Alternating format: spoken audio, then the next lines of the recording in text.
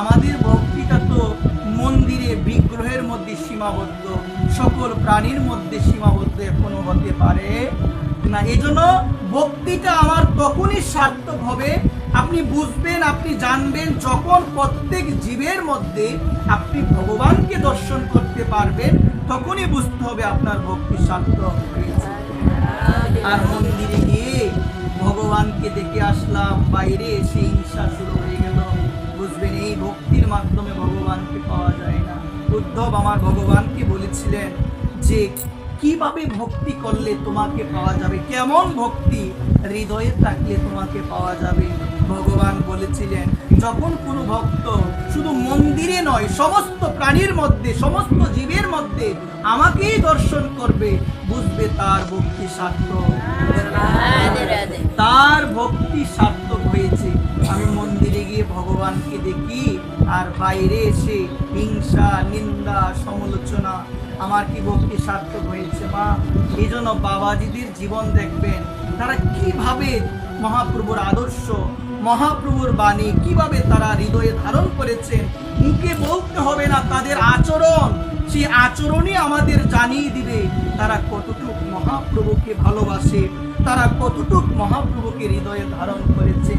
এই জন্য মহাজন বাণীতে বলেন যে সব সময় মুখে কথা বলে প্রচার করতে হয় না, নিজের আচরণের মাধ্যমেও অনেক সময় প্রচার করতে হবে, নিজের আচরণের মাধ্যমে।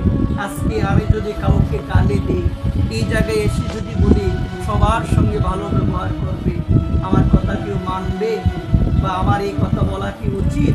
উচিত নয়। মহাপ্রভু এই জন্যই আমাদের জানালেন, নিজে আচরিয়া ধর্ম জগৎকে শিখায়। নিজে যদি আচরণ না করি, জগৎকে আমি কোনো শিখাতে পারবো? কখনোই পারবো না। এই জন্য সুধীবৃন্দ, নিজে আগে আচরণ করতে হবে, সবাইকে ভালোবাসতে হবে, সবাইকে সম্মান দিতে হবে। কেন? জীবের সম্মান দিবে জানি কৃষ্ণ অধিষ্ঠান। প্রত্যেকটা জীবকে সম্মান দিতেই হবে, কারণ প্রত্যেকটা জীবের হৃদয়ে আমার ভগবান কৃষ্ণ বিরাজ করেন, আমার ভগবান কৃষ্ণ আছেন। এই কথাটি প্রায়ই বলা হয়, কিন্তু আমরা হৃদয়ঙ্গম করতে পারি না। যদি হৃদয়ঙ্গম করতে পারতাম, কোনো জীবের প্রতি দেশ ভাবনা আমার হৃদয়ে আসতো। ভগবান গীতায় বলতেন সর্বস্ব চাহং, হে অর্জুন, সর্বস্ব চাহং হৃদি সন্নিবিষ্ট। আমি প্রত্যেকটা জীবের হৃদয়ে পরমাত্মা রূপে আমি বিরাজমান, প্রত্যেকটা জীবের হৃদয়ে আমি আছি। এই জন্য সুধীবৃন্দ, আমাদের একটাই প্রার্থনা, হে গোবিন্দ, এই অন্ধকার রাজ্যের মধ্যে পরিপূর্ণ হয়ে আমি ভুলে গিয়েছি কোন পথে চললে আমার মঙ্গল হবে, কোন পথে চললে আমার কল্যাণ হবে, আমি ভুলে গিয়েছি। হে সাধু মহাত্মা, আপনাদের শ্রী রাতুল শ্রীচরণে এই প্রার্থনা। সুধীবৃন্দ, আপনাদের রাতুল চরণেও এই প্রার্থনা। আমি মোহাচ্ছন্ন, মায়ার দ্বারা আচ্ছন্ন হয়ে গিয়েছি, অন্ধের মতো বারংবার আমি হুচট খাচ্ছি। অন্ধরা রাস্তায় চলতে গেলে হুচট খায় না মা, খায় কিনা মা? আমার জীবনটা তদ্রূপ এমন। অন্ধরা যেমন বারংবার হুচট খায়, আমিও মায়ার দ্বারা পরিপূর্ণ হয়ে এই মায়ার সংসারে বারংবার আমি হুচট খাচ্ছি, বারংবার আমি পড়ে যাচ্ছি, বারংবার পা পিছলে আমি পড়ে যাচ্ছি। হে সাধুগণ, আপনারা কৃপা করে, দয়া করে আমাকে আপনাদের কৃপারূপ যশটি, মানে একটা লাঠি দান করুন, যে লাঠি ভর করে এই মায়ার সংসারে আমি টিকে থাকতে পারি।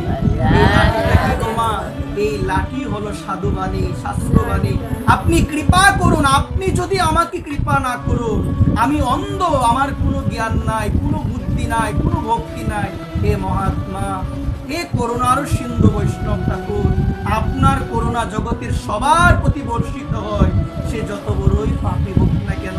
আমার মতো পাপী মায়ার সংসারে মা আবদ্ধ হয়ে ভগবানকে বলে বারংবার হুচট খাচ্ছি। সাধু যদি আমায় কৃপা না করে মা, বৈষ্ণব করুণার সিন্ধু, করুণার সাগরে বৈষ্ণব ঠাকুর, আপনি যদি আমার মতো অধমকে কৃপারূপ ভারী বর্ষণ না করুন, আমি বারংবার মায়ারূপ সংসারের মধ্যে বারংবার আমি ডুবে যাব।